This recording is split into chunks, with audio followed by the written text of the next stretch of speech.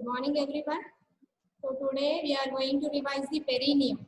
So already you got the questions about this perineum in the last exam. Okay. So today I'm going to revise this perineum. So what is this perineum?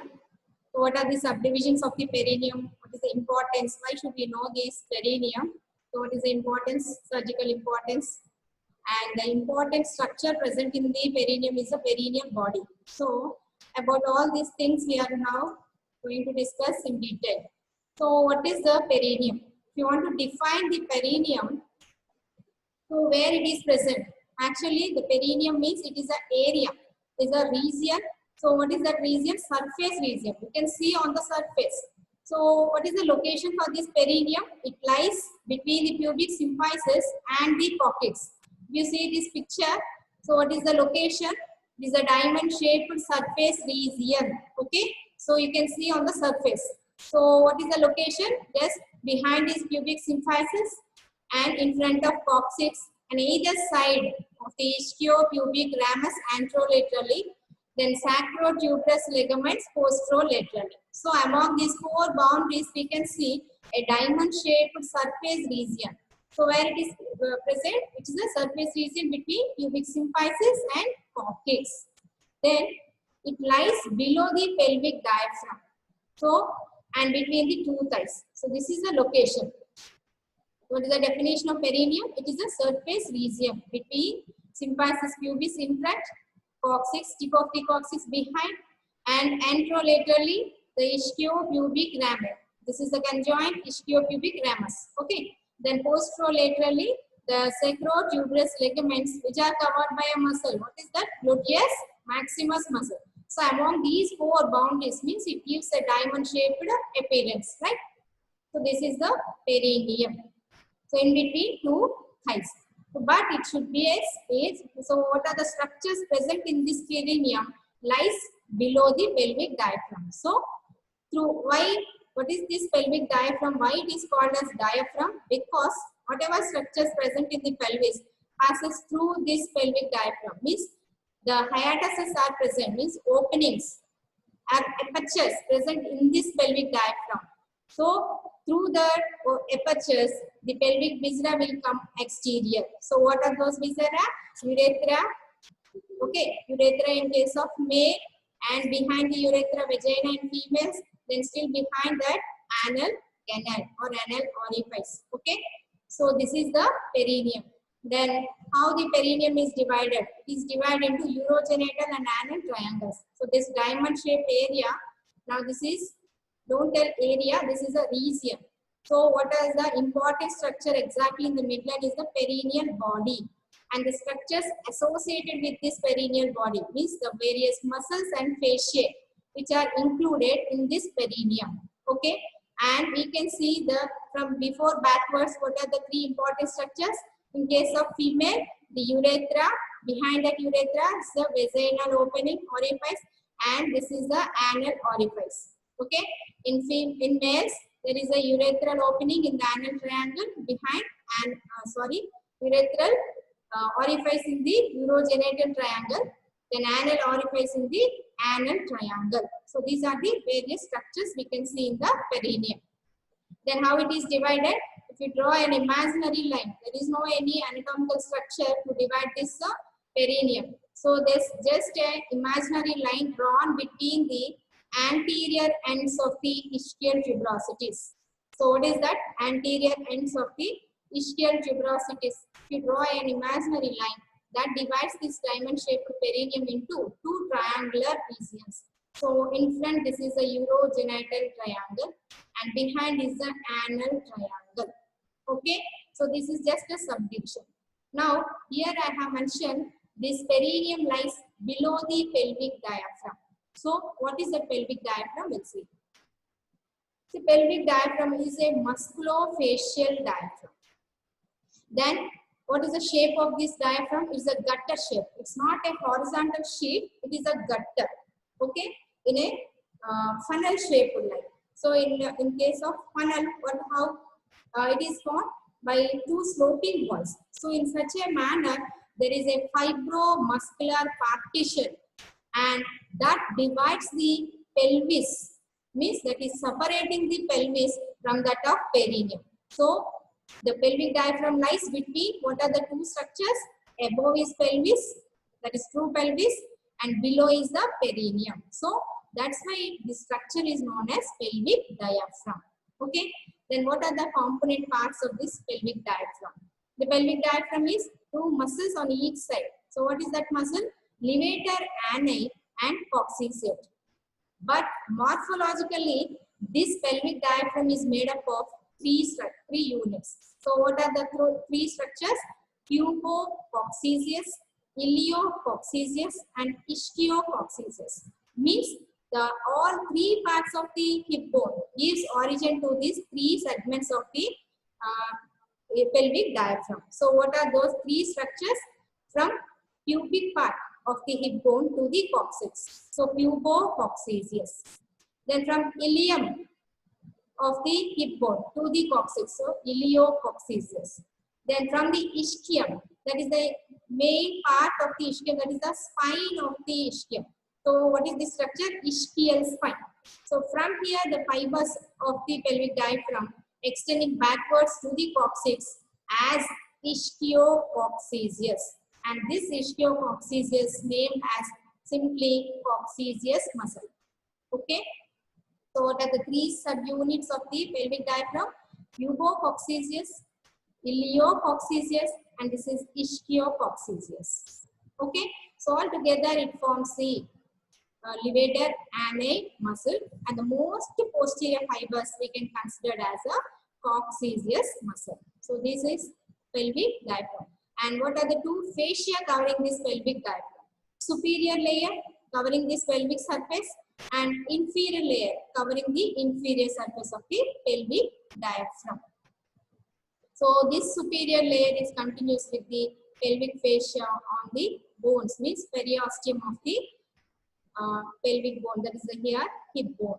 Okay, so that is continuous with the pelvic fascia. So what are the openings in the pelvic diaphragm? Why it is known as diaphragm? Because of these openings only. So what are these openings? If you see between the two pubococcygeal fibers, you see the anteriormost fibers, which are pubococcygeus. So on their course towards the coccyx, they are encircling the orifices. So what are these orifices? The anteriormost, there is a U-shaped urogenital hiatus. So why I have given the urogenital hiatus? Because this is an opening through which we can see the passage of the urethra and vagina in females. Whereas in case of males, what is the structure passing through this hiatus? Urethra. Okay, so what is this hiatus present within the pubococcygeus? Urogenital hiatus. And behind that, a round or spherical aperture is there surrounding the anorectal junction. So what is this? Rectal hiatus or hiatus rectalis. So exactly this aperture is transmitting or traversing the anorectal junction. Okay, and behind that you see a fibrous raphe from this anorectal hiatus or junction to the tip of the coccyx. So what is that fibrous raphe is known as the anococcygeal raphe. In the midline, anococcygeal raphe. So above this anorectal junction, these iliococcygeus fibers, they are forming a sling around the rectum. So which is known as rectal sling. So what is that? Rectal sling, which is formed by this part of the levator ani. Okay. Then hiatus of Schwabel. It is not normal. It is an abnormal opening. If you see the all three parts of the levator ani, here you see the pubococcygeus. It takes origin from the inner surface of the body of the pubis and adjacent lamina. Okay. Then iliococcygeus. It takes origin from the iliopubic eminence.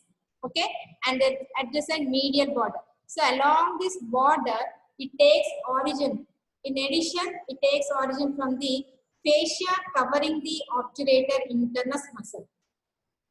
So along the origin of this levator ani, we can find out a fibrous line.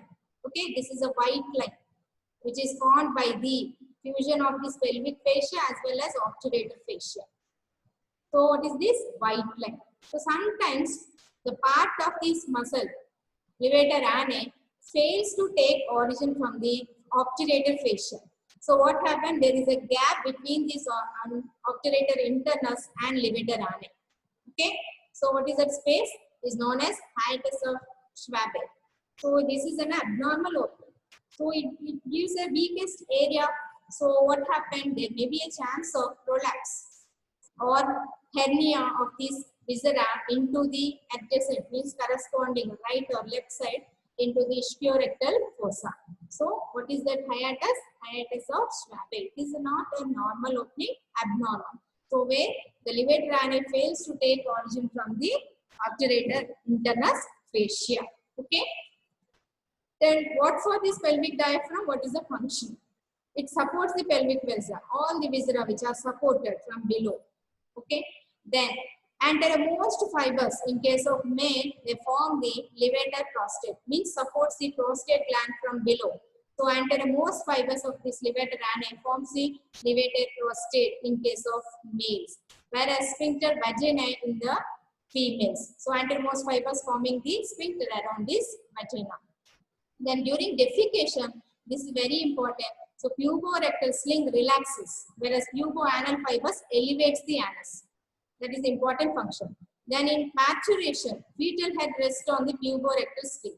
So this puborectal sling rest means in maturation it supports the head to fetus. Okay. Then during maturation, pubococcygeus relaxes. Then bladder neck descends to stimulate the detrusor muscle. Okay. Thereby the maturation will occur. So these are the various functions of the pelvic diaphragm. So what is perineum? It should lie below the pelvic diaphragm. Now coming to the, what are the two divisions of this perineum? First we are coming to the anal triangle, means the posterior division of the perineum. What are the boundaries for the anal triangle? See, in boundaries means in front, behind and either side. So on either side by ligament. What is that? Sacrotuberous ligament. Then covered by a muscle. What is that? Gluteus maximus muscle. So on either side means posterolaterally. What is the boundary for this anal triangle? Sacrotuberous ligament covered by muscle, gluteus maximus. Then posteriorly, what is this? Tip of the coccyx. Then in front, this is the in front, the base, otherwise called base for the anal triangle is formed by the where there is a fascia merging, means the fascia collis merges with the perineal membrane. What are these things? We discuss in the next slides. So boundaries are the in front by this facial merging between the fascia collis and perineal membrane, behind by the tip of the coccyx, and either side by the sacrotuberous ligament covered by gluteus maximus muscle. Then what is there in this anal triangle? On the surface aspect, we can see an opening, that is the anal orifice. And from the posterior part of anal orifice, a midline raphe extends backwards to the tip of the coccyx, that is the anococcygeal ligament. And in front, the sphincter means the muscle, the external anal sphincter surrounding the anal orifice will fuses with the a fibromuscular nodule present in the midline, that is the perineal body. Okay. So what are the structures present in the midline of the anal triangle? From before backwards, perineal body, then the anal sphincter, external anal sphincter around the anal orifice. Then behind the anal orifice, the fibrous raphe, which is known as anococcygeal ligament or raphe. So this is the midline structure. Then either side of the anal orifice, what is there? A wedge-shaped space, which is known as ischiorectal fossa or ischioanal fossa. So on either side, we have a pair of, what is this? Wedge-shaped ischiorectal or ischioanal fossa.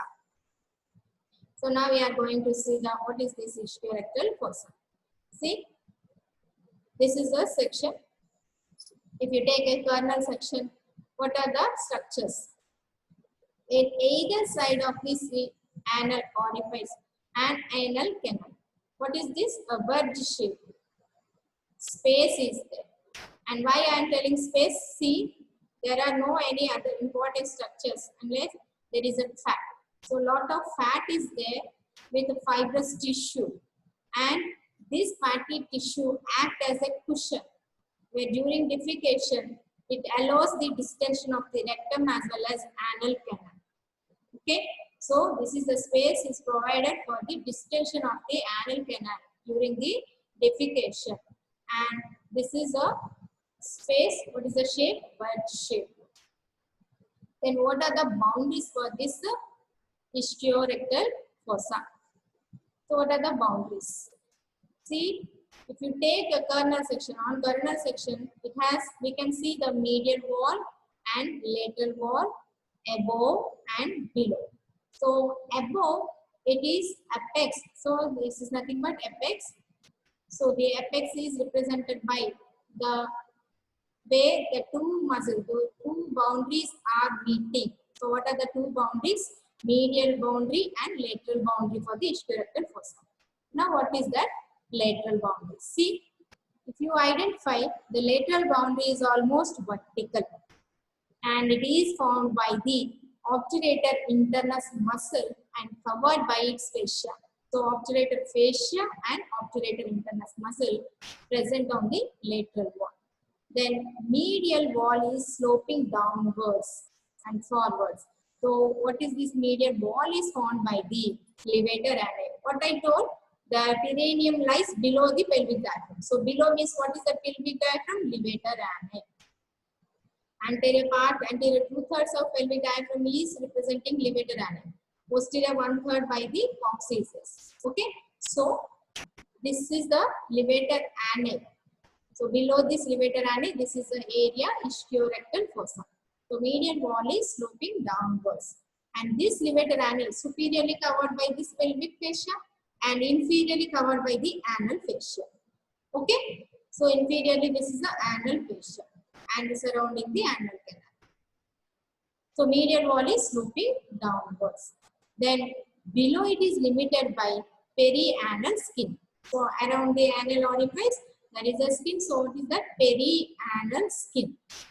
Above, where there is a meeting place between the medial and lateral walls. Okay. Now this entire space is lined by a fascia, an arched fascia which is known as lunate fascia. So what is that? Entire deeper aspect of this ischiorectal fossa is lined by fascia which is known as lunate fascia. So this lunate fascia in the upper part, see, if you trace this lunate fascia, above it forms a summit which is known as tegmentum. Okay, and laterally it is continuous with the obturator fascia, means it lines the obturator fascia. Medially it lines the anal canal. So above it forms a summit that is known as tegmentum.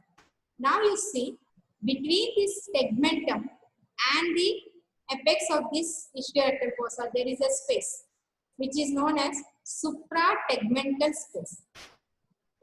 Suprategmental space.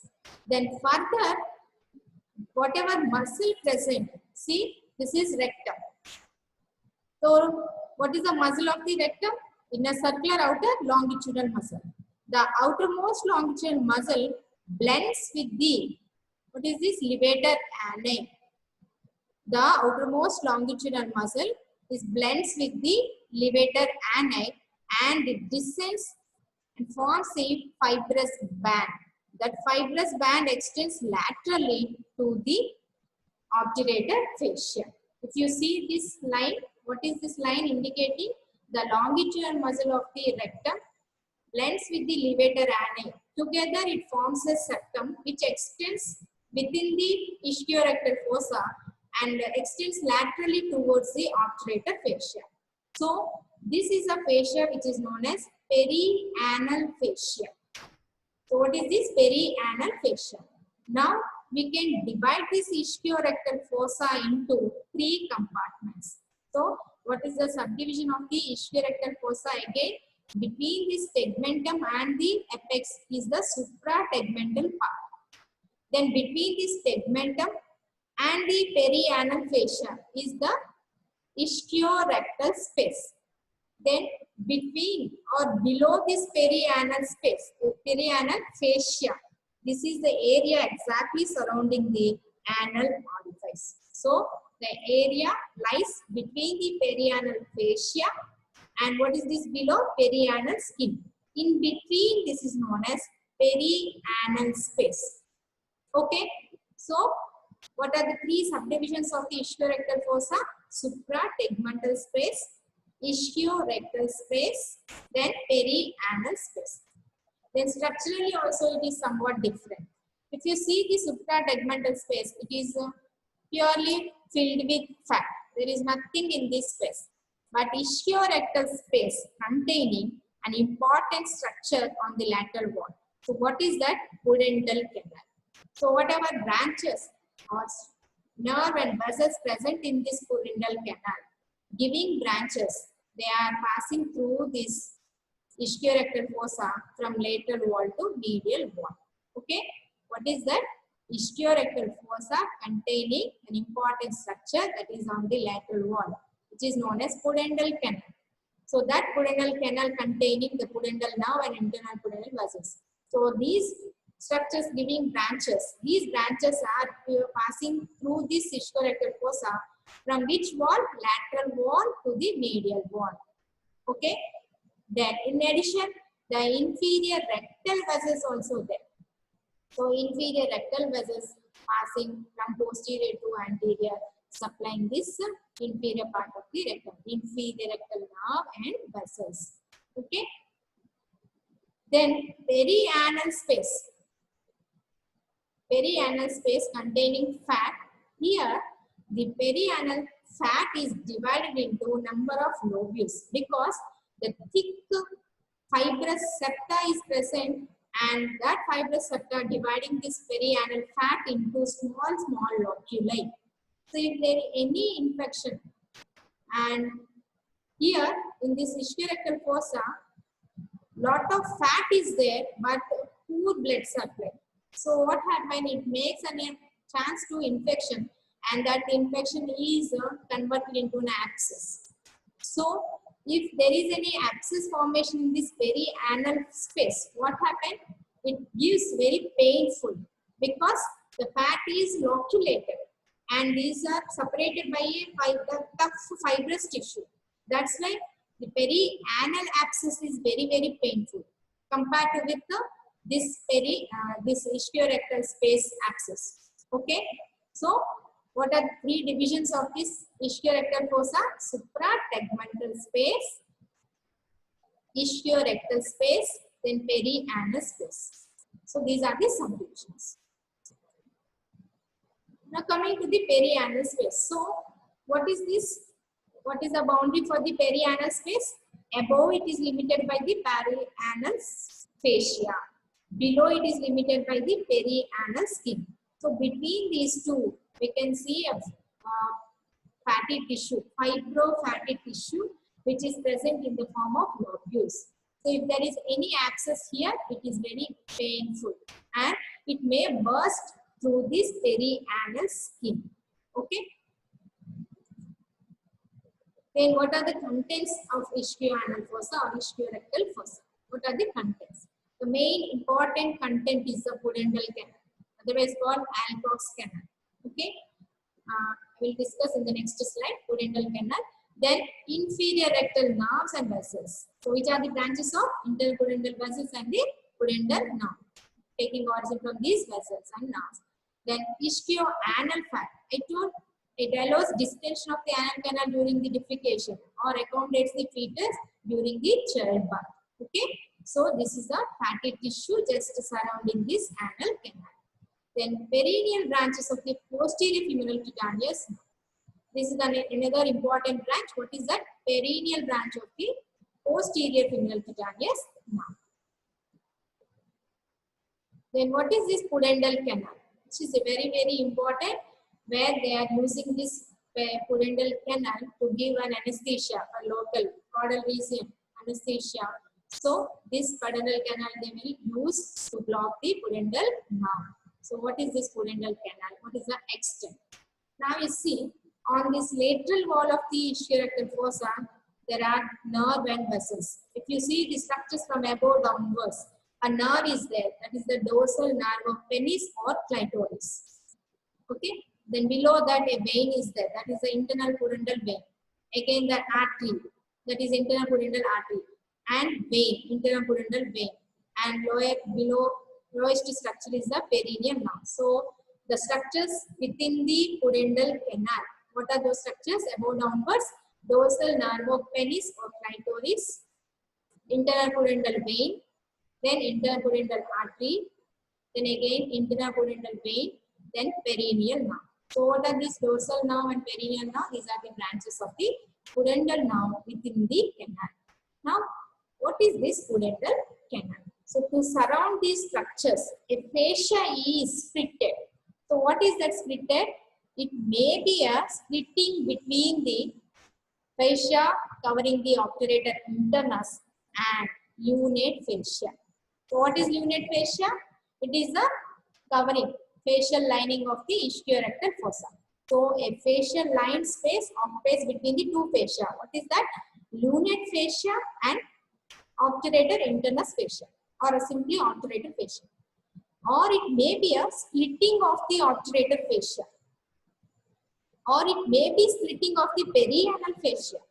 So whatever the pudendal canal means, it is a fascia lined space to embrace or enclosing the various structures, the two important structures, pudendal nerve and internal pudendal vessels. But within the pudendal canal, this pudendal nerve is divided into two important branches. The dorsal nerve of penis or clitoris, and the second important branch is the perineal nerve. Okay, so these structures are enclosed by this pudendal canal.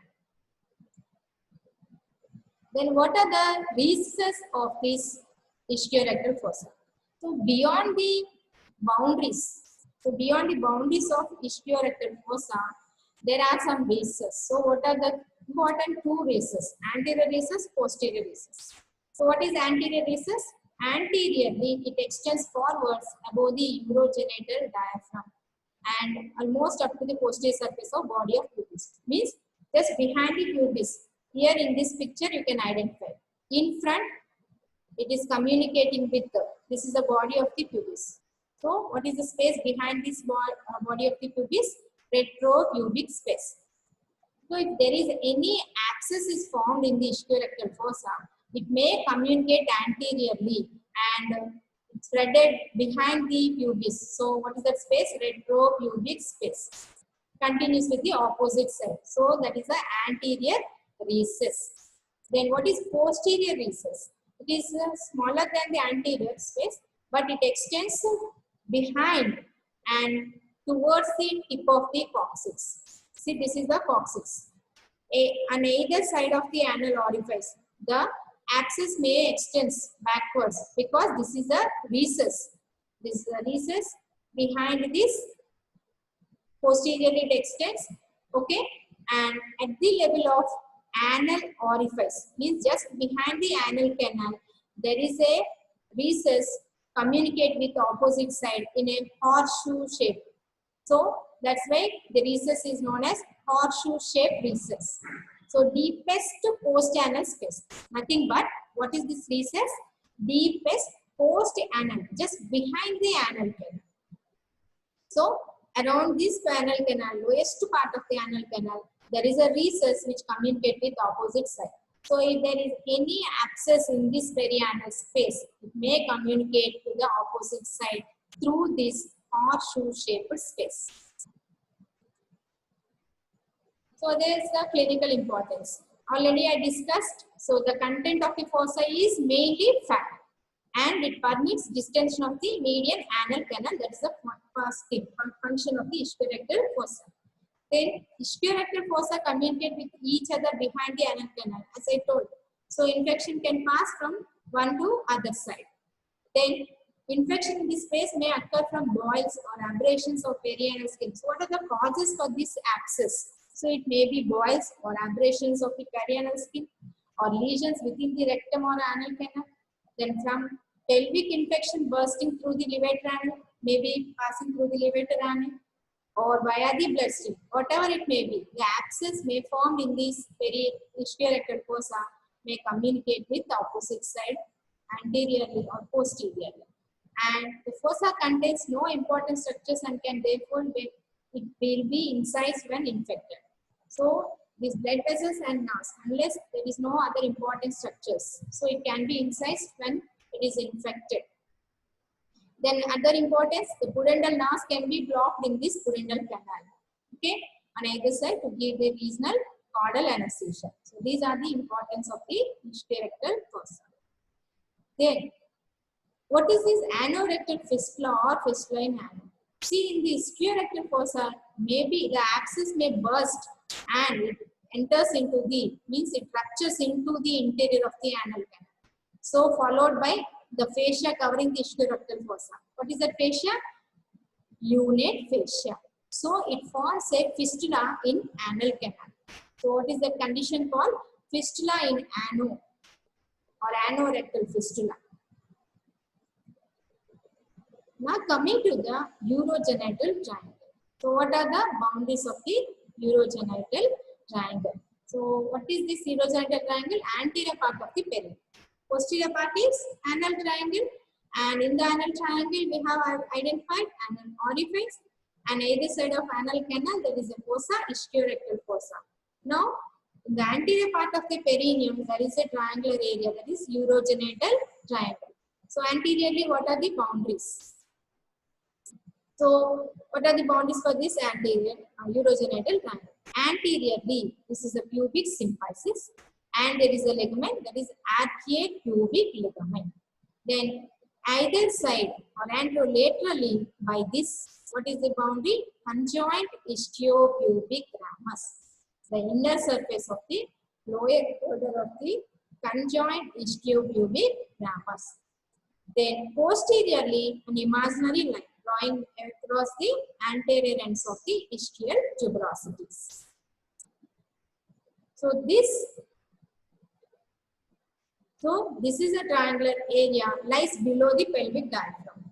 So in this part of pelvic diaphragm there is a hiatus. What is that? Urogenital hiatus. So that urogenital hiatus is covered or filled by urogenital diaphragm.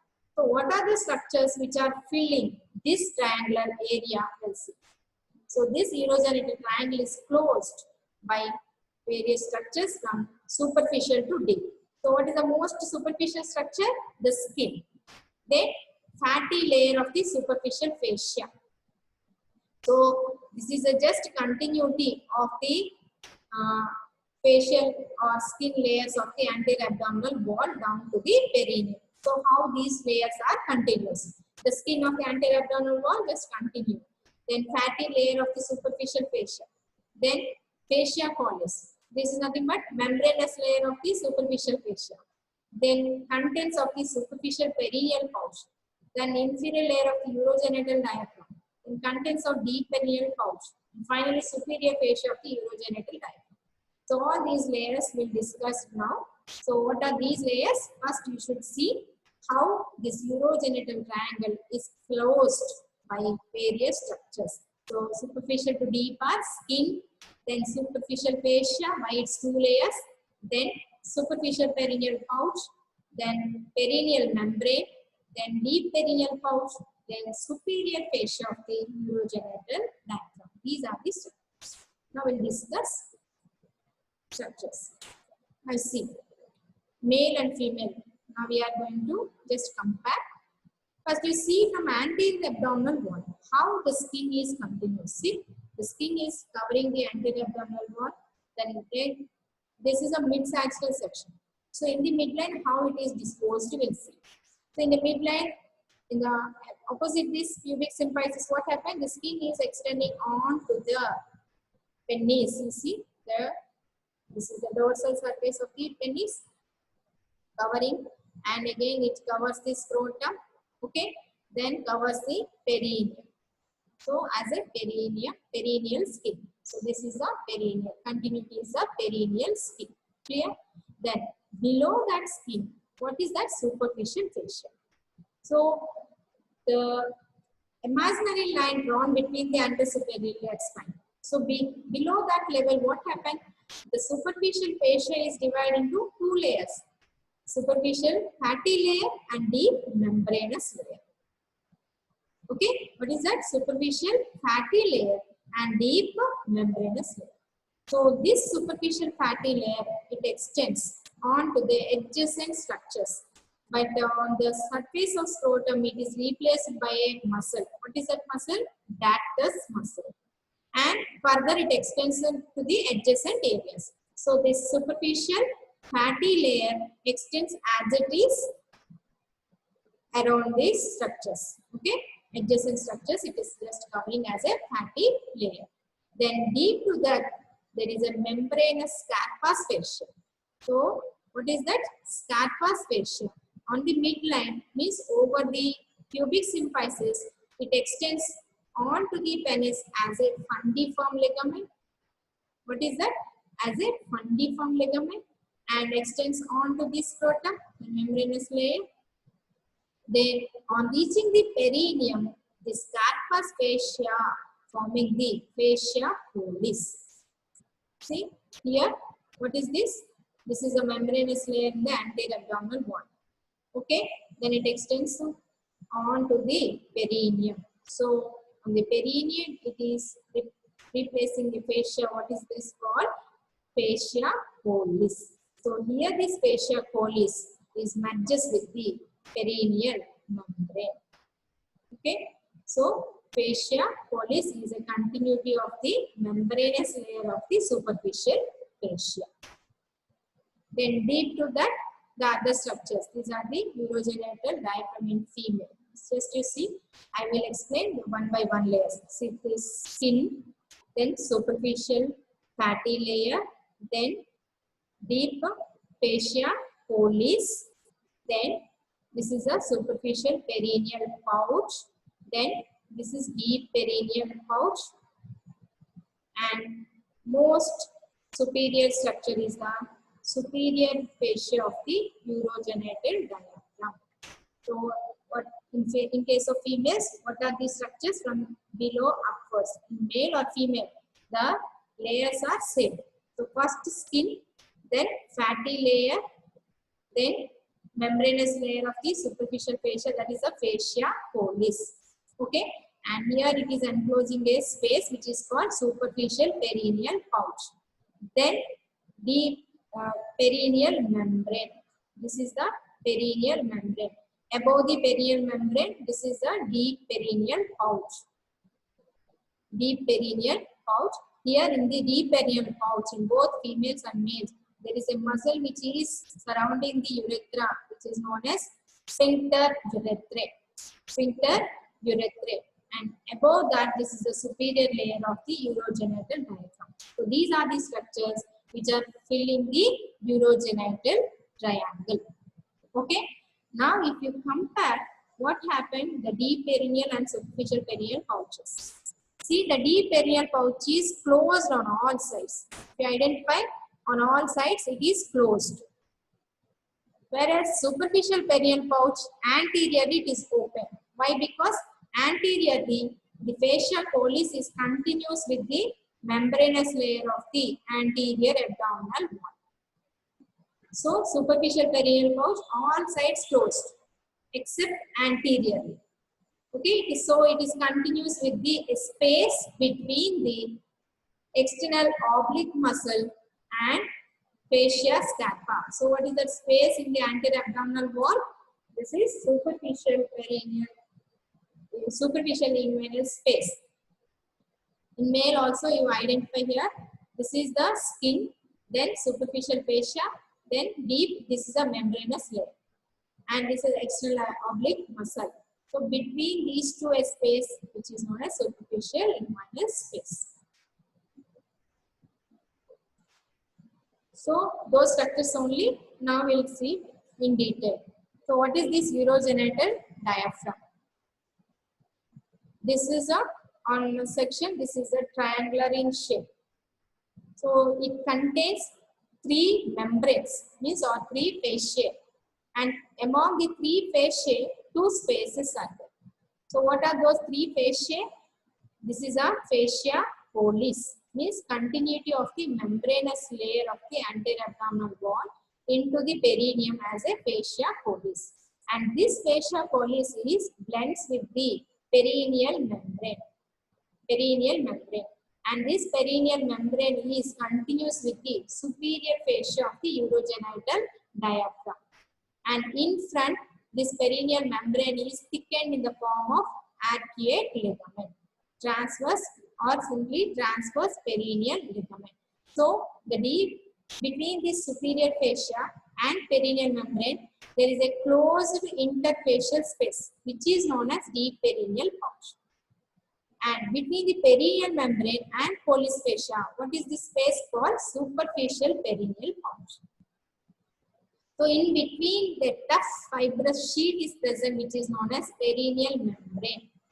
So what type of tissue it is? It is a tough thin sheet but tough deep fascia that stretches between the two ischiopubic rami. Okay.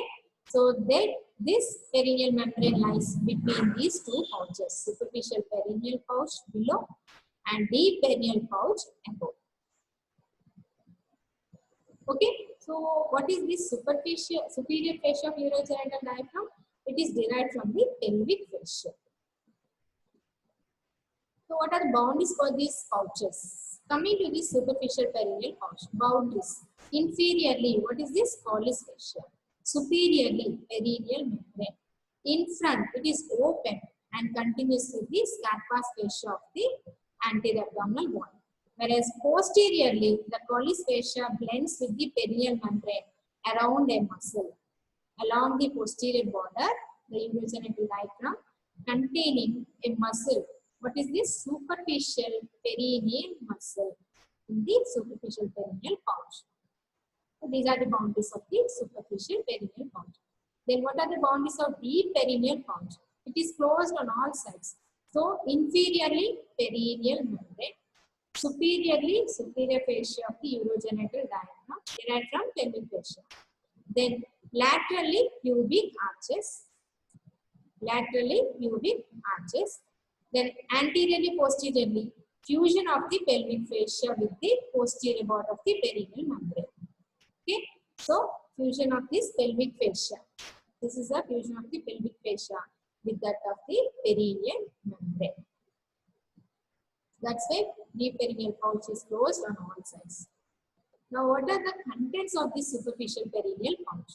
So, in this triangular area between the perineal membrane and fascia pollis, what are the structures? So, we should identify. In case of male, there is a root of the penis. So, the root of the penis is comprising bulb and two crura. Okay, so pair of crus here. This is a crus. So, pair of crura and in the midline bulb. In case of females, again, this is a bulb of the vestibule.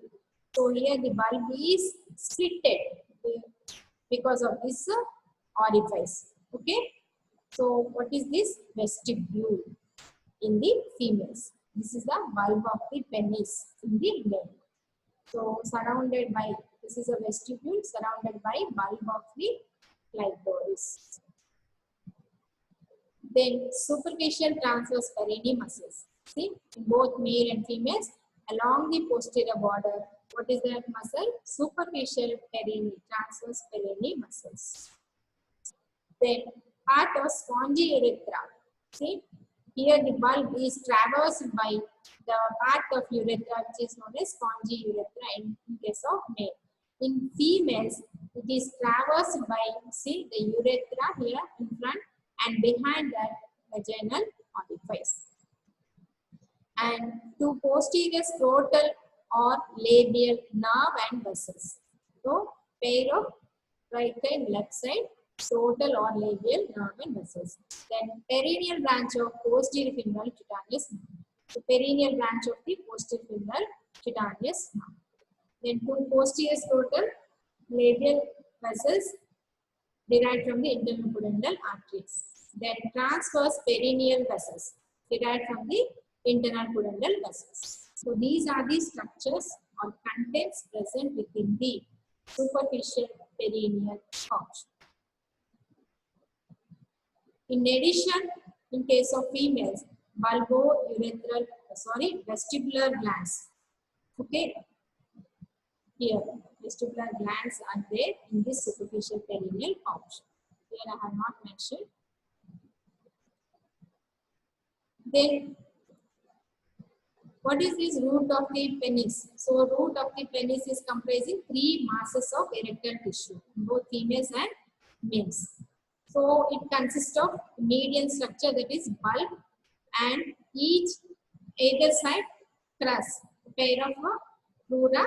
So, either side attached to the side of the pubic arch. This is a pubic arch covered by muscles. So, the bulb is covered by bulbospongiosus and each crust is covered by ischiocavernosus. Similarly, in female, root of the clitoris is formed by 3 masses of erectile tissue. Here, the bulbovestibule is divided into 2 equal halves. See, right half and left half, because of this vaginal orifice. Okay, and bulb is covered by bulbospongiosus muscle. And the posterior part of the bulb here presents greater vestibular glands. These are the greater vestibular glands, an important content in the female superficial perineal pouch. Then crust of the clitoris. So how many pair of crust we can see along the pubic arches and covered by a muscle, ischiocavernosus muscle, and blends with this. This is the clitoris, root of the clitoris. So in case of perineal trauma, there is a chance of extravasation of urine. Okay, in case of perineal trauma, if there is any rupture in the urethra, what happens?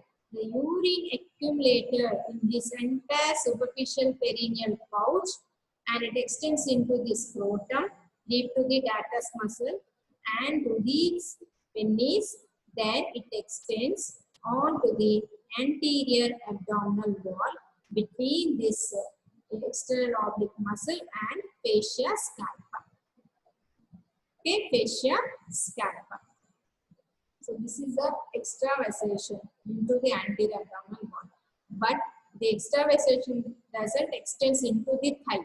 Why? Because on either side over the inguinal ligament, this fascia scalpa blends with the fascia, deep fascia of the thigh. That is the fascia lata. So there is no extravasation into the thighs.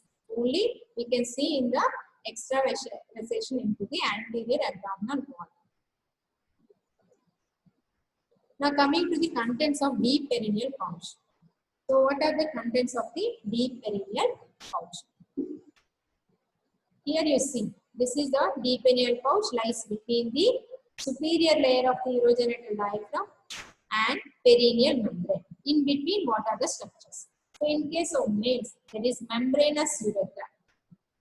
So the prostatic urethra piercing this superior fascia of urogenital diaphragm into this deep perineal pouch, where it is known as membranous urethra, surrounded by a muscle called sphincter urethrae.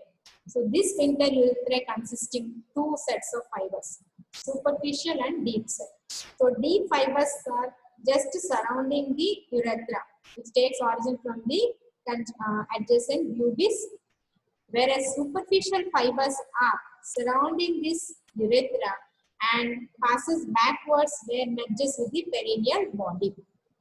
Then bulbourethral glands present in this deep perineal pouch.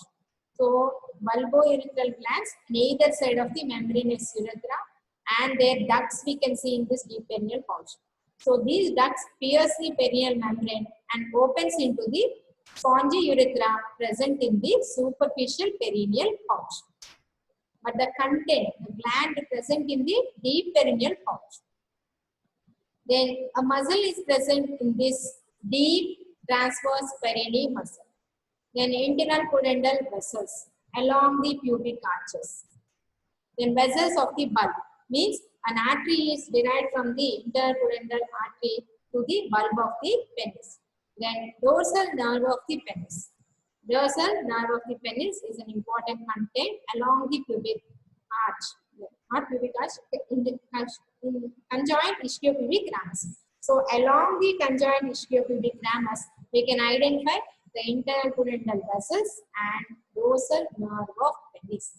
Whereas in females, urethra and vagina, then urethra surrounded by sphincter urethrae, deep transverse perineal muscle, these interpudendal vessels of the bulb and dorsal nerve of the clitoris. These are the contents within the deep perineal pouch of the females. See the various nerves and vessels in the pouches, superficial and deep pouches. First you see, what are these branches? The posterior scrotal or labial branches. So these are the nerves, posterior scrotal or labial, derived from the perineal nerve. And where the perineal nerve is there? In the pudendal canal. Because in the pudendal canal, the pudendal nerve is divided into dorsal nerve of penis or clitoris and perineal nerve. So that perineal nerve pierces the perineal membrane and enters the deep perineal pouch. So along the conjoint ischiopubic ramus, we can identify the internal pudendal vessels and these branches from the perineal nerve and dorsal nerve of the penis or clitoris. So along the conjoint ischiopubic ramus, we can identify these structures. Whereas vessels are in the superficial perineal pouch, two scrotal, posterior scrotal, and transverse perineal vessels from the internal pudendal vessels. Then in the deep perineal pouch, artery to the bulb. In the deep perineal pouch, there is an artery to the bulb and dorsal artery of the penis or clitoris and deep artery of the penis or clitoris. These are the structures present in the vessels present in these pouches. Then what is a perineal body? So by definition, this is a fibromuscular nodule. So this is an actual important structure.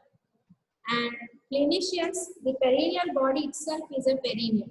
So why? Because whatever muscles and fascia present in the perineum, they are attached to this perineal body and it supports the pelvic outlet. Whatever structures present in the pelvic outlet are supported by this perineal body. So why it is known as a tough structure? Because it is a structure derived from the muscles and fascia. So what are those structures? See, developmentally, what is this perineal body? It is the site of the meeting of urorectal septum with cloacal membrane. So where the urorectal septum joins with the cloacal membrane, that represents the perineal body. So here it receives the superficial part of the sphincter urethrae. From anterior side, what is that? Sphincter urethrae. Which part of sphincter urethrae? Superficial part. The deep part of sphincter urethra only constrict the urethra, but the superficial part extends beyond the urethra and attached to this perineal body.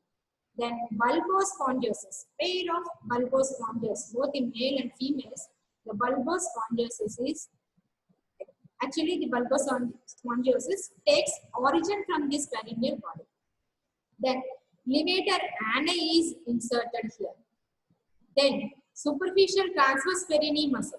So pair of superficial transverse perineal muscle and a pair of deep transverse perineal muscles.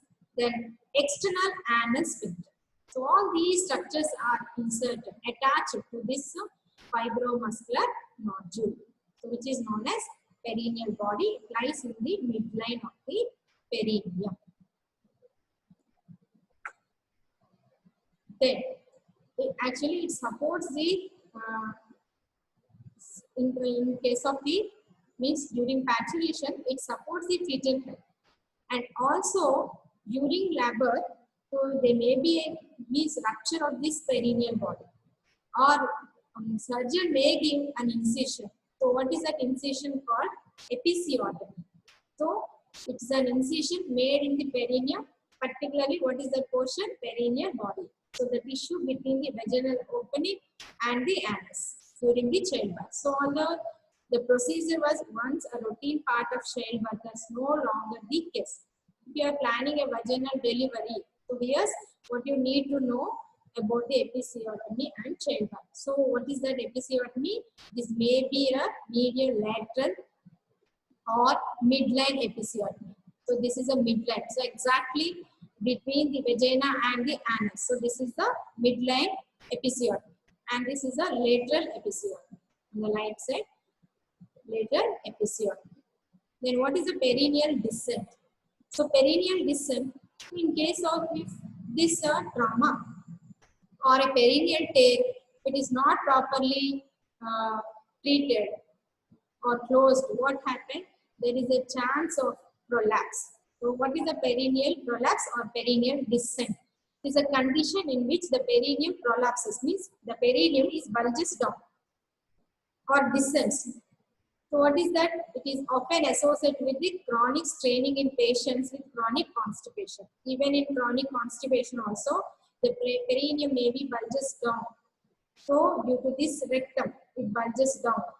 Or in case of the, means if it is not properly treated, the perineal tear may leads to uterine prolapse. Okay, so this is a perineal descent. So we have to know what is this perineal body and what is the perineal descent. So these are the various structures. So perineum means we should know this is not a space or what else other things. It is a region between the pubic symphysis and tip of the coccyx. So what are the important structures which are present in this region? The structures of the pelvic outlet below the pelvic diaphragm. This is the overall idea. So what are the structures from before backwards? Urethra.